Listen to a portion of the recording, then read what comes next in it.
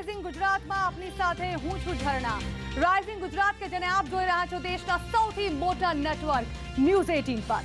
ગુજરાત દેશનું growth engine અને દેશની પ્રગતિ તેમજ દેશના વિકાસમાં જેનો અમૂલ્ય ફાળો રહ્યો છે તે રાજ્ય એટલે ગુજરાત, જેણે દેશને આપ્યા છે એવા રત્નો જે દેશની પ્રગતિમાં ચાર ચાંદ લગાવી રહ્યા છે। ક્ષેત્ર કોઈ પણ હોય, ગુજરાતે તેમાં હિસ્સેદારી નોંધાવી છે। તે પછી હોય આરોગ્ય ક્ષેત્ર, ઉદ્યોગ જગત, પ્રવાસન, રમત જગત કે પછી મનોરંજન જગત, ગુજરાતની આ દરેક ક્ષેત્રે ભાગીદારી છે।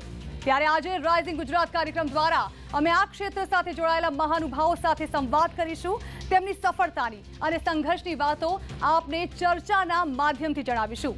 તો ચાલો શરૂઆત કરીએ।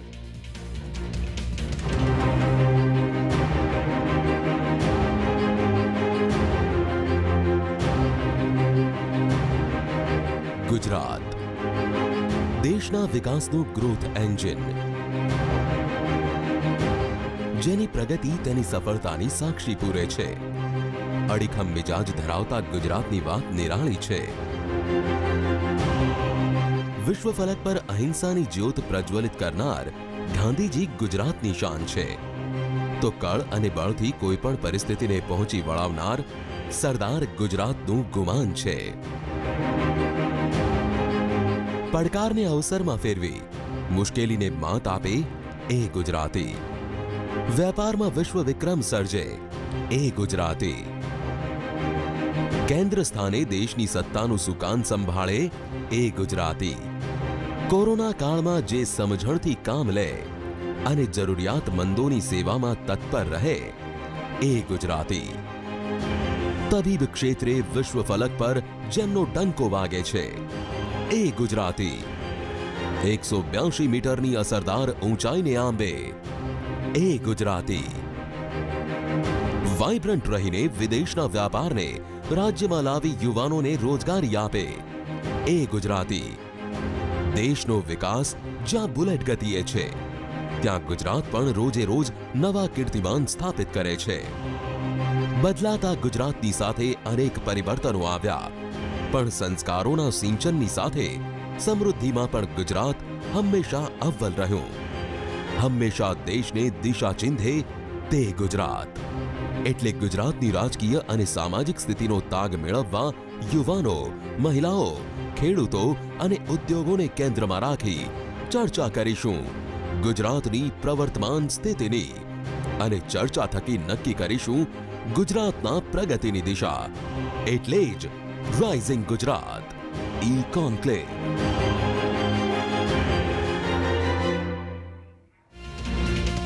પ્રધાનમંત્રીનો એક મંત્ર હતો કે આફતને અવસરમાં પલટાવીશું, અને અત્યારે ન માત્ર દેશ પણ દુનિયા સામે જે આફત આવી પડી છે તે છે કોરોના વાયરસ નામની આ મહામારી। પણ કહેવાય છે ને કે આફત કોઈ પણ હોય, ન થાકે ન હારે, એનું નામ એટલે ખમીર બનતું ગુજરાત। કોરોના જેવી મહાઆફત સામે પણ ખૂબ લડ્યું ગુજરાત। જનતાના હિતમાં નિર્ણયો લીધા, લોકોના સ્વાસ્થ્યને જ સર્વોપરી ગણીને સરકારે જરૂર પડે લોકડાઉન અને કર્ફ્યુ જેવા કડક નિર્ણયો પણ લીધા, અને સમય આવતા મુક્તિ આપીને લોકોને રોજગારીનો માર્ગ પણ મોકળો કરી આપ્યો। બહારના લોકોને વતન પહોંચાડવાની ભગીરથ કામગીરી પણ સરકારે એટલી જ સરળતાથી કરી। રાજ્ય પર આવી પડેલી કોરોના મહામારી સામે હવે ગુજરાતની આગળની રણનીતિ કેવી હશે એ જાણીશું રાઇઝિંગ ગુજરાતમાં।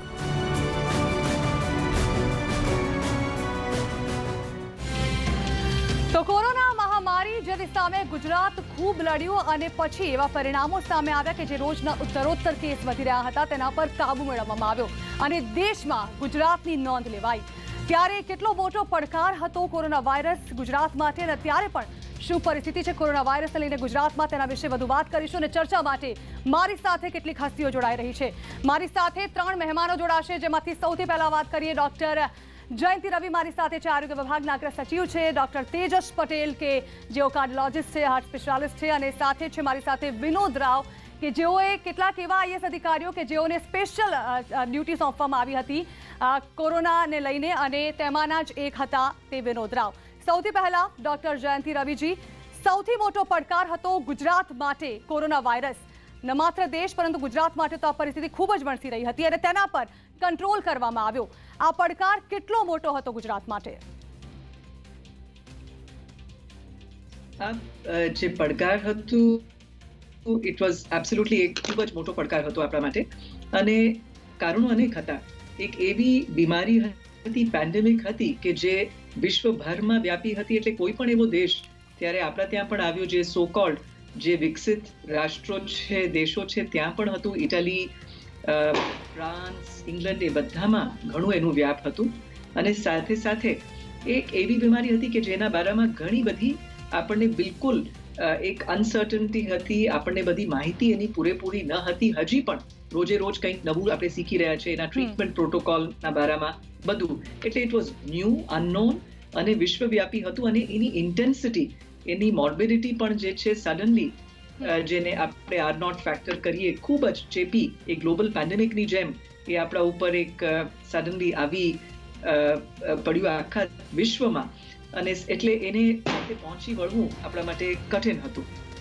જી, ડોક્ટર તેજસજી પણ આપણી સાથે છે.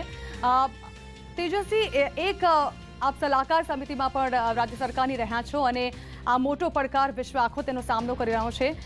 ગુજરાતમાં જે પ્રકારની પરિસ્થિતિ પ્રવર્તી રહી હતી, જો શરૂઆતના લોકડાઉનના સમયની જો વાત કરીએ, કારણ કે સૌથી વધુ કેસ અમદાવાદમાંથી સામે આવી રહ્યા હતા, અને તેને પહોંચી વળવા માટે કઈ રીતે સરકાર પ્રયત્નશીલ રહી હતી અને કેવી મહેનત કરવામાં આવી હતી?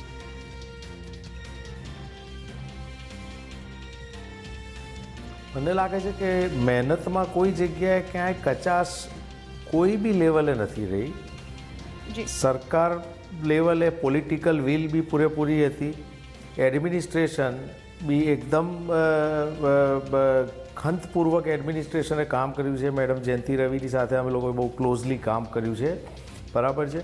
અને અમદાવાદમાં ડૉક્ટર રાજીવ ગુપ્તા અને ડૉક્ટર મુકેશ કુમારને મેનેજમેન્ટ અને અમારી જે કોવિડ ટાસ્ક ફોર્સની જે કમિટી હતી એના સૂચનો જે રીતે થઈ શકે એવી રીતે ઇમ્પ્લિમેન્ટ અને ફેઝ વાઇઝ, કે આ વાયરસ જેમ મેડમે કહ્યું એ પ્રમાણે આ વાયરસ વિશે કોઈ જાણકારી હતી જ નહીં, પહેલી જ વખત આવ્યો છે. આ વાયરસનો એક જ પ્રોબ્લેમ એ હતો કે it has practically defied all the rules of the game.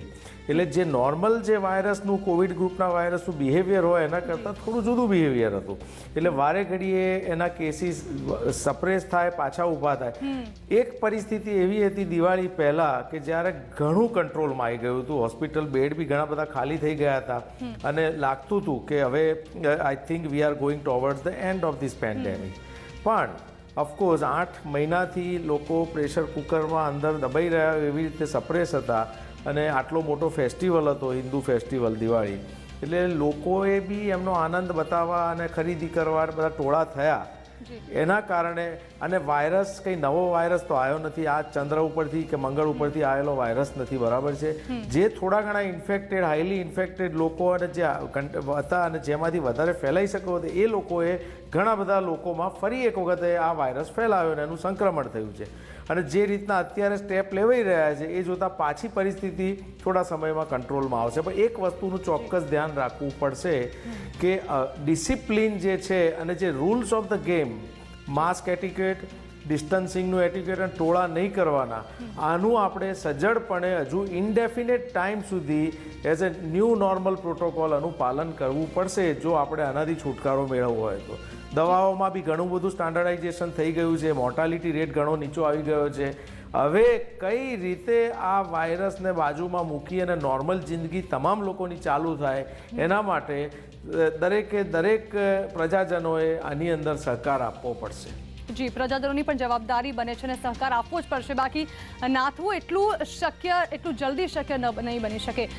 વિનોદજી, એક સમય એવો આવ્યો હતો કે જ્યાં અમદાવાદ અને સુરત બાદ સૌથી વધુ કેસ વડોદરામાં સામે આવી રહ્યા હતા. એક એવો તબક્કો હતો કે જ્યારે વડોદરામાં એક તો આખો એવો વિસ્તાર હતો કે જેમાં ઉત્તરોત્તર કેસ સામે આવી રહ્યા હતા.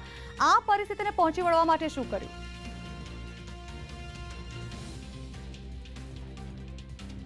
જે તે વખતે લોકડાઉન ફેઝમાં જ્યોગ્રાફિકલ કન્ટેનમેન્ટ અને માસ સેમ્પલિંગ કરીને ડિટેક્શન કરવાના કાર્યવાહી કેટલાક એવા વિસ્તારો જ્યાં રેડ ઝોન હતા, જ્યાં વલ્નરેબલ ઝોન હતા, ત્યાં જઈને અમે કરી. પણ પોસ્ટ લોકડાઉનમાં જ્યારે લોકલાઇઝ્ડ ટ્રાન્સમિશનમાંથી ગ્રેજ્યુઅલી અમુક પર્ટિક્યુલર વિસ્તારોમાં ક્લસ્ટર ફોર્મ થયા અને પછી થોડાક કમ્યુનિટી લેવલ સુધી અમુક ટ્રાન્સમિશનના પ્રમાણ અમુક શહેરોમાં અમુક વિસ્તારોમાં ગયા ત્યારે જ્યોગ્રાફિકલ કન્ટેનમેન્ટ કરતાં મહત્વની વાત હતી કે ઇન્ડિવિજ્યુઅલ બેઝડ કન્ટેનમેન્ટ. ખાસ કરીને કોણ વલ્નરેબલ પોપ્યુલેશન છે, 50-55 કરતાં વધારે ઉંમરના વ્યક્તિઓ, કોમોર્બિડ હેલ્થ કન્ડિશનવાળા વ્યક્તિઓ, એમને સામે ચાલીને રિવર્સ ક્વોરન્ટાઇનમાં મૂકવા માટેના જનજાગૃતિ અભિયાન અમે ચલાવ્યા. રિવર્સ ક્વોરન્ટાઇન કરીને આ લોકો ઘરના અંદર પણ હોમ આઇસોલેશન કરતાં રૂમ આઇસોલેશનમાં જાય, ઘરના અન્ય વ્યક્તિઓ સાથે પણ કોઈ પણ બહારથી આવતા હોય ડાયરેક્ટલી એમના સંપર્કમાં ના આવે, આટલા કાળજી લેવા માટેના પ્રયત્નો.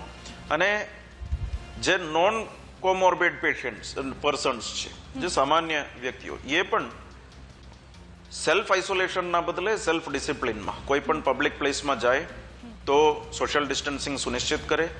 માસ્ક, એકમાત્ર માસ્કના ઉપયોગથી સિગ્નિફિકન્ટલી આ ટ્રાન્સમિશનના પ્રમાણ આપણે બ્રેક કરી શકાય, ચેઇન બ્રેક કરી શકાય. આના ઉપર અવેરનેસ લાવવા માટે, એન્ફોર્સમેન્ટ લાવવા માટે અત્યારે આ બેલેન્સ, અવેરનેસ અને એન્ફોર્સમેન્ટના બેલેન્સ સુનિશ્ચિત કરીને આ પ્રક્રિયાને કમ્પ્લાયન્સ સુધી લઈ જવા માટેના પ્રયાસ વડોદરામાં થઈ રહ્યું છે. પહેલા વેવ ખૂબ સુંદર રીતે મેનેજ થઈ ગયું. અમારા ત્યાં હાઈએસ્ટ સિંગલ ડે ઓક્યુપન્સી હોસ્પિટલોમાં 3,300ની હતી. એ તબક્કામાં પણ 17 સપ્ટેમ્બરના રોજ 3,300 જણા હોસ્પિટલમાં હતા. એ દિવસે 5,400 હોસ્પિટલ બેડ્સ કાર્યરત હતા. 360 જેટલા લોકો વેન્ટિલેટરમાં હતા. એ દિવસે 540 જેટલા વેન્ટિલેટર કાર્યરત હતા. એટલે ક્યારેય પણ ડેફિસિટ અથવા શોર્ટેજ થવા નથી દીધી. આ વખતે આજે જ્યારે વાત કરતા હોય ત્યારે 2,200 જણા હોસ્પિટલ્સમાં છે. એટલે હાઈએસ્ટ પીક 3,300 સુધી ગયા. પછી દિવાળી પહેલા 1,100 સુધી આવી ગયા હોસ્પિટલોના એડમિશનની સંખ્યા. 1,100માંથી લગભગ 20-21 દિવસમાં સંખ્યા વધીને 2,200 થઈ છે.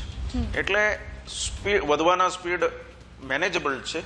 અમારા પાસે આજે લગભગ 6,000 જેટલા બેડ છે અને એ વધારીને 7,000 સુધી લઈ જવા માટેના પ્રયાસ કરી રહ્યા છે. 240 જણા આજે વેન્ટિલેટરમાં છે. અમારા પાસે લગભગ 600 જેટલા વેન્ટિલેટર ઉપલબ્ધ છે અને એડવાન્સ્ડ વેન્ટિલેટર્સની વાત છે. એટલે કોવિડ મેનેજમેન્ટની દ્રષ્ટિએ અને એના પ્રિપેર્ડનેસના દ્રષ્ટિએ વડોદરા શહેરમાં ખૂબ આયોજનબદ્ધ રીતે પ્રોએક્ટિવલી અને કોઈ સમસ્યા આવે એ પહેલા અમે પ્રોપર આયોજન કરી રાખ્યા છે. જી, એટલે કે આયોજનબદ્ધ રીતે જે કામગીરી કરવામાં આવી અને તેના પરિણામો પણ ત્યારબાદ દેખાયા. ડૉક્ટર જયંતિ રવિજી, એક એવો સમય આવી ગયો હતો કારણ કે આ રોગ જે છે તે દુનિયા માટે પણ નવો હતો, એટલે ગુજરાત માટે તો સ્વાભાવિકપણે ખૂબ જ મોટો પડકાર અને ખૂબ જ વરવી પરિસ્થિતિ સર્જાઈ શકી હોત. તે સમયે હોસ્પિટલમાં બેડની વ્યવસ્થા કરાવવી, વેન્ટિલેટર ઉપલબ્ધ કરાવવા, એક સમય તો એવો હતો કે N95 માસ્ક પણ તમામ સ્થળો પર નહોતા મળતા, જેનું પણ મેન્યુફેક્ચર કરવામાં આવ્યું અને ત્યારબાદ એ તમામ સ્થળો પર અવેલેબલ થઈ ગયા. ત્યારે તે સમય કેવો હતો અને તે સમય દરમિયાન કેવી રીતે સરકારે મેનેજ કર્યું? સાચી છે. I hope I am heard. સંભળાય છે ને? જી જી જી.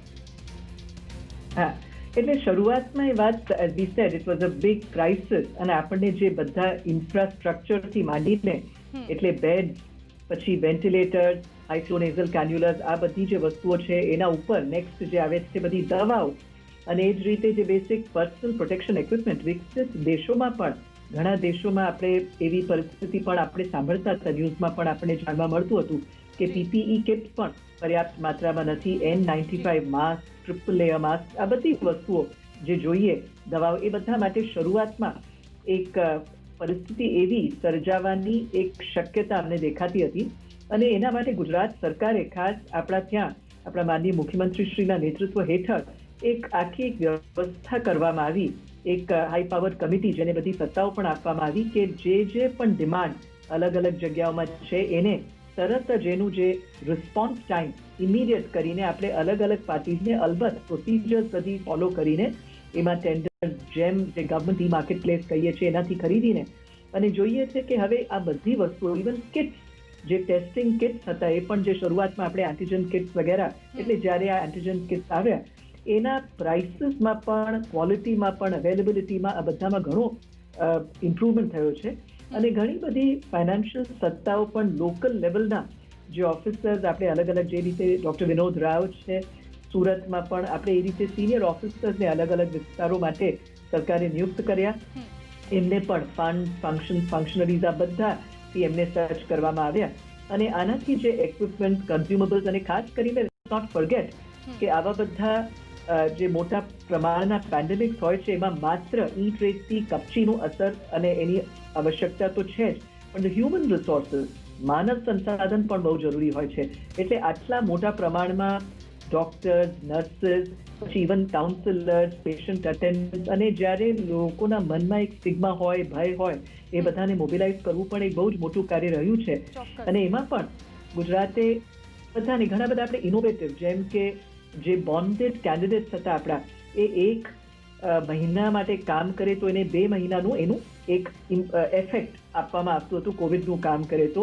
એ રીતે આપણે ઘણી બધી સત્તાઓ વિકેન્દ્રીકૃત સત્તાઓથી લોકલી કંઈક આપણે એનરોલમેન્ટ કરવું હોય, અપોઇન્ટમેન્ટ કરવા હોય, બધાને એક રિક્રુટમેન્ટ ડ્રાઈવ કરવું હોય તો એ બધી પણ આપણે સત્તાઓ આપી. એનાથી સ્પેશિયલિસ્ટથી માંડીને નર્સિસ આ બધા ઉપલબ્ધ થયા. આપણે ખાસ એક સ્ટુડન્ટ્સને પણ, આપણા ત્યાં ઘણા ખરા સ્ટુડન્ટ સેકન્ડ યર ઓનવર્ડ ઉપલબ્ધ હોય છે અને હંમેશા સાંભળતા આવીએ છીએ કે આવી હોનારત ક્યારે પણ થાય વિશ્વભરમાં તો આ સ્ટુડન્ટ્સમાં જે એક ઉત્સાહ હોય છે, કમિટમેન્ટ હોય છે, એમને પણ જો વ્યવસ્થિત આપણે આની અંદર ચેનલાઇઝ કરી શકીએ, મેડિકલ સ્ટુડન્ટ્સ હોય, પેરામેડિકલ હોય, તો એમને એક અનુભવ પણ મળે છે જે આખા જીવન માટે એક સંભારણું બની રહે છે. It is something that they cherish for the whole life. અને સાથે સાથે એમની પાસે જે એનર્જી, ઇમ્યુનિટી, આ બધી જે સ્ટ્રેન્થ પણ છે એને પણ આપણે આમાં પુષ્કળ પ્રમાણમાં જોયું. We seen some wonderful amazing work that આવા બધા કોન્સ્ટિટ્યુઅન્ટ્સ એટલે આપણા સ્ટુડન્ટ્સે અનેક સિટીઝમાં, અનેક વિસ્તારોમાં જોયા કે એ લોકોએ પણ ખૂબ સુંદર યોગદાન આપ્યું છે.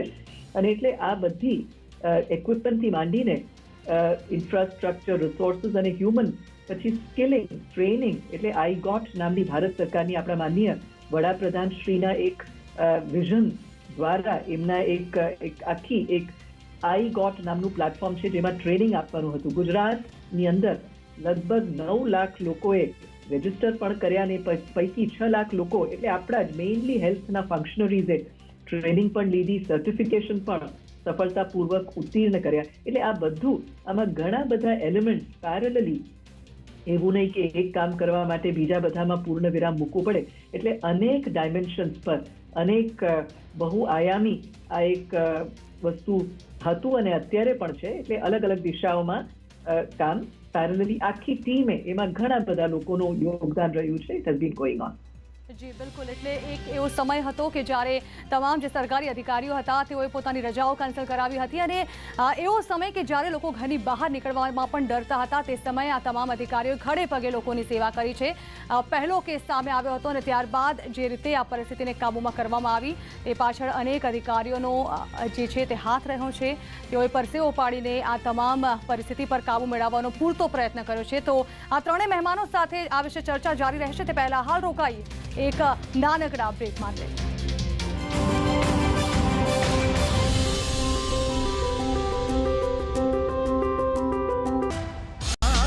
આપણું ગુજરાત કાલે પણ હતું, આજે પણ છે. ગુજરાતીઓના દિલની પસંદ.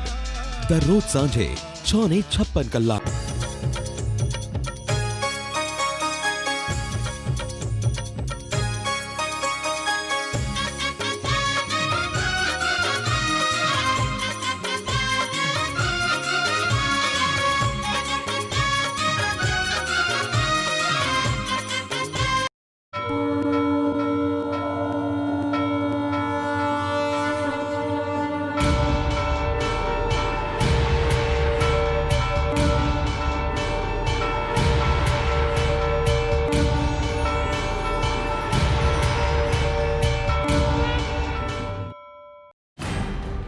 અપેક્ષાઓ પર ખરા ના ઉતરો તો વિકલ્પ નજર આવે. અપેક્ષાઓથી આગળ વધીએ તો પસંદગી સરળ બને. આપણું ગુજરાત કાલે પણ હતું, આજે પણ છે. ગુજરાતીઓના દિલની પસંદ. દરરોજ સાંજે 6:56.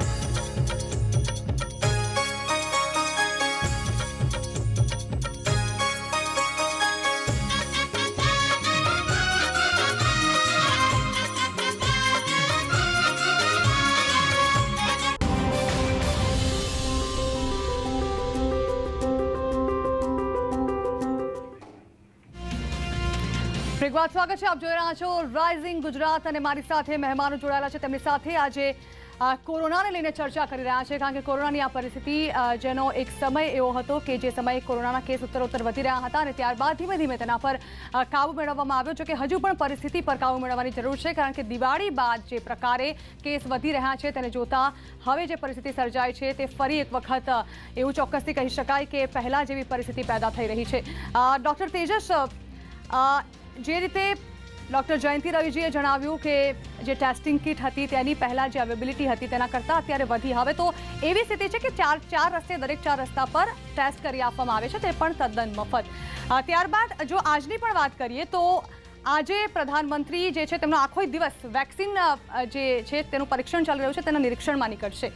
ત્યારે હવે આ વેક્સિનને લઈને પણ લોકો એક આશા લગાવી રહ્યા છે કે જલ્દીથી જ વેક્સિન જે છે તે લોન્ચ થાય અને આ જે કોરોના મહામારી છે તેનાથી લોકો ડરવાનું હવે ઓછું કરી દે.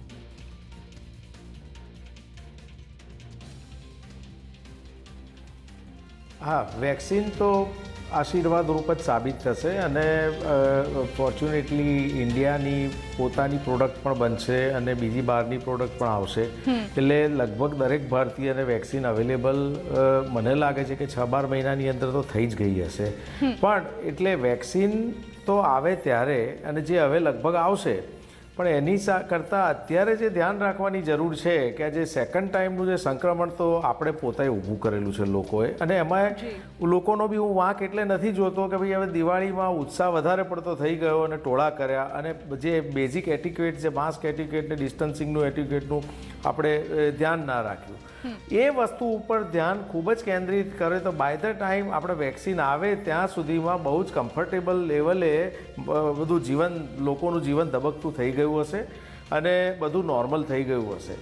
અને vaccine will be an additional boon then, બરાબર છે. અને અત્યારે તમે જુઓ તો અત્યારે પાછું એક લેવલે સેટલ થશે ધીરે ધીરે, કારણ કે આ જે દિવાળી વખતે જે આખું વધારે પડતા કેસીસ થયા એ હવે, અને બીજું ટેસ્ટિંગ એટલું બધું એગ્રેસિવલી હવે કરીએ છીએ એટલે નંબર ઓફ કેસીસની સંખ્યા પણ ઘણી વધારે આવે છે.